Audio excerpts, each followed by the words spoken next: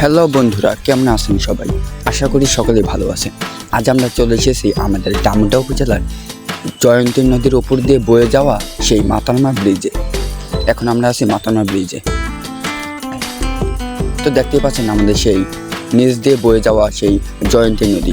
এই নদী দিয়ে কিন্তু ডামুড্যা উপজেলার লঞ্চগুলো ঢাকার উদ্দেশ্যে রওনা দেয়।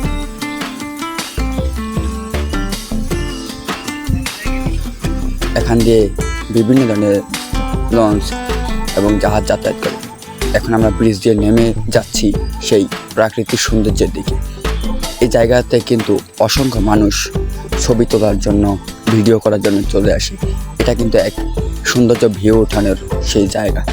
আপনিও চলে আসতে পারেন। এটি পূর্ব ডামুড্যাতে অবস্থিত।